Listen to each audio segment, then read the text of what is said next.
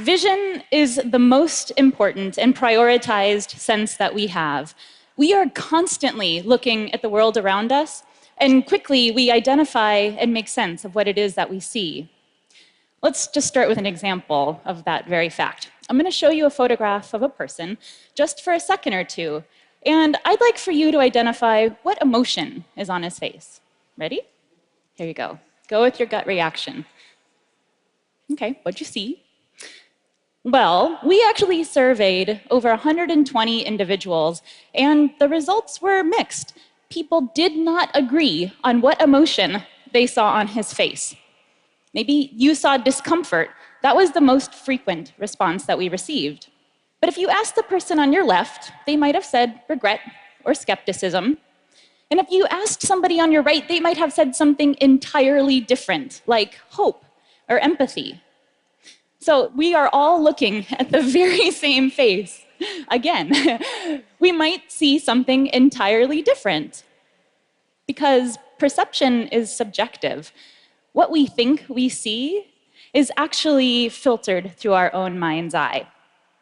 Of course, there are many other examples of how we see the world through our own mind's eye. I'm going to give you just a few. So dieters, for instance, see apples as larger than people who are not counting calories. Softball players see the ball as smaller if they've just come out of a slump compared to people who had a hot night at the plate. And actually, our political beliefs also can affect the way we see other people, including politicians. So my research team and I decided to test this question. In 2008, Barack Obama was running for president for the very first time, and we surveyed hundreds of Americans 1 month before the election. What we found in this survey was that some Americans think photographs like these best reflect how Obama really looks. Of these people, 75% voted for Obama in the actual election. Other people, though, thought photographs like these best reflect how Obama really looks. 89% of these people voted for McCain. So we presented many photographs of Obama, one at a time, so people did not realize that what we were changing from one photograph to the next was whether we had artificially lightened or darkened his skin tone. So how is that possible? How could it be that when I look at a person, an object, or an event, I see something very different than somebody else does? Well, the reasons are many. But one reason requires that we understand a little bit more about how our eyes work. So vision scientists know that the amount of information that we can see with at any given point in time, what we can focus on, is actually relatively small. What we can see with great sharpness and clarity and accuracy is the equivalent of the surface area of our thumb on our outstretched arm. Everything else around that is blurry, rendering much of what is presented to our eyes as ambiguous. But we have to clarify and make sense of what it is that we see. And it's our mind that helps us fill in that gap. As a result, perception is a subjective experience, and that's how we end up seeing through our own mind's eye. So I'm a social psychologist, and it's questions like these that really intrigue me. I am fascinated by those times when people do not see eye to eye. Why is it that somebody might literally see the glass as half full and somebody literally sees it as half empty? What is it about what one person is thinking and feeling that leads them to see the world in an entirely different way? And does that even matter? So to begin to tackle these questions, my research team and I decided to delve deeply into an issue that has received international attention: our health and fitness. Across the world, people are struggling to manage their weight. And there's a variety of strategies that we have to help us keep the pounds off. For instance, we set the best of intentions to exercise after the holidays, but actually the majority of Americans find that their New Year's resolutions are broken by Valentine's Day. We talk to ourselves in very encouraging ways, telling ourselves this is our year to get back into shape, but that is not enough to bring us back to our ideal weight. So why? Of course, there is no simple answer, but one reason, I argue, is that our mind's eye might work against us. Some people may literally see exercise as more difficult, and some people might literally see exercise as easier. So, as a first step to testing these questions, we gathered objective measurements of individuals' physical fitness. We measured the circumference of their waist, compared that to the circumference of their hips. A higher waist-to-hip ratio is an indicator of being less physically fit than a lower waist-to-hip ratio. After gathering these measurements, we told our participants that they would walk to a finish line while carrying extra weight in a sort of race. But before they did that, we asked them to estimate the distance to the finish line. We thought that the physical states of their body might change how they perceived the distance. So, what did we find? Well, waist-to-hip ratio predicted perceptions of distance. People who were out of shape and unfit actually saw the distance to the finish line as significantly greater than people who were in better shape. People's states of their own body changed how they perceived the environment. But so too can our mind. In fact, our bodies and our mind work in tandem to change how we see the world around us.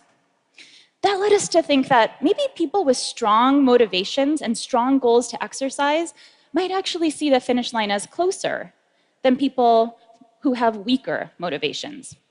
So, to test whether motivations affect our perceptual experiences in this way, we conducted a second study. Again, we gathered objective measurements of people's physical fitness, measuring their circumference of their waist and the circumference of their hips, and we had them do a few other tests of fitness. Based on feedback that we gave them, some of our participants told us they're not motivated to exercise anymore. They felt like they already met their fitness goals, and they weren't going to do anything else. These people were not motivated.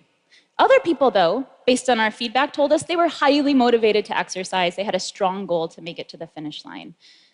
But again, before we had them walk to the finish line, we had them estimate the distance. How far away was the finish line? And again, like the previous study, we found that waist-to-hip ratio predicted perceptions of distance.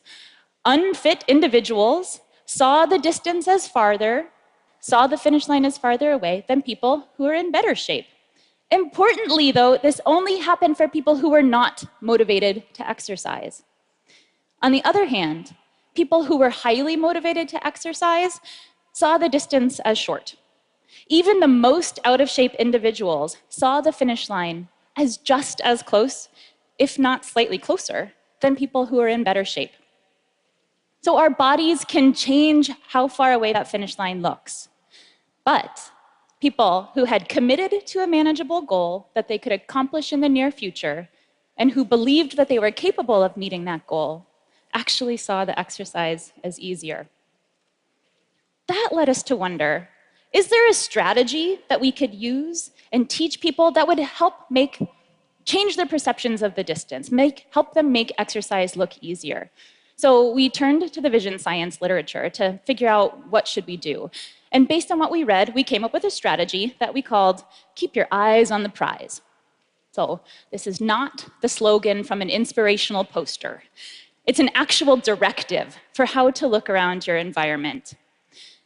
People that we trained in this strategy, we told them to focus their attention on the finish line, to avoid looking around, to imagine a spotlight was shining on that goal and that everything else around it was blurry and perhaps difficult to see. We thought that this strategy would help make the exercise look easier. We compared this group to a baseline group. This group, we said, just look around the environment as you naturally would. You will notice the finish line, but you might also notice the garbage can off to the right or the people in the lampposts off to the left. We thought that people who used this strategy would see the distance as farther.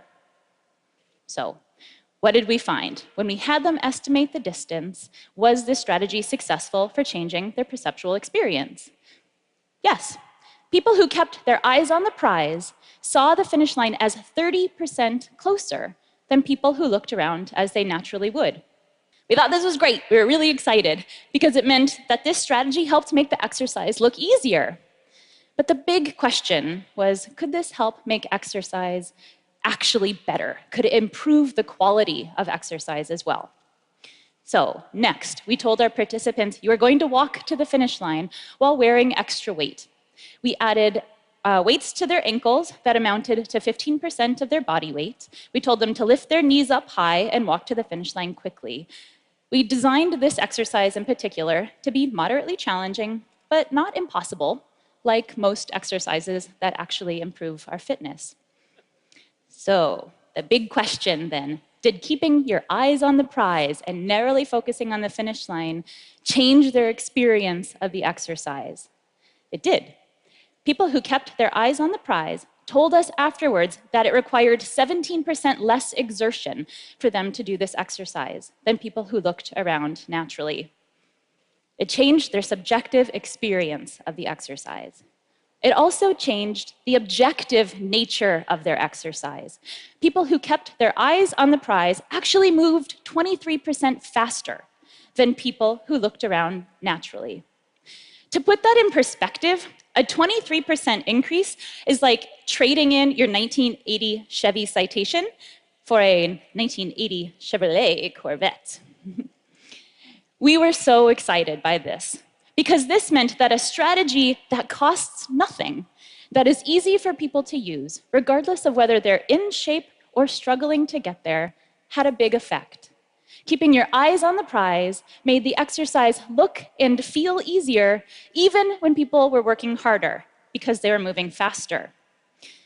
Now, I know there's more to good health than walking a little bit faster, but keeping your eyes on the prize might be one additional strategy that you can use to help promote a healthy lifestyle.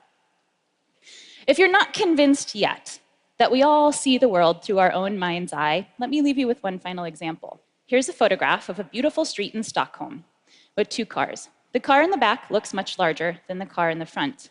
However, in reality, these cars are the same size. But that's not how we see it. So, does this mean that our eyes have gone haywire and that our brains are a mess? No, it doesn't mean that at all. It's just how our eyes work. We might see the world in a different way, and sometimes that might not line up with reality, but it doesn't mean that one of us is right and one of us is wrong.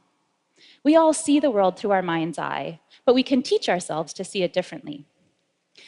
So I can think of days that have gone horribly wrong for me. I'm fed up, I'm grumpy, I'm tired, and I'm so behind. And there's a big black cloud hanging over my head. And on days like these, it looks like everyone around me is down in the dumps too. My colleague at work looks annoyed when I ask for an extension on a deadline. And my friend looks frustrated when I show up late for lunch because a meeting ran long.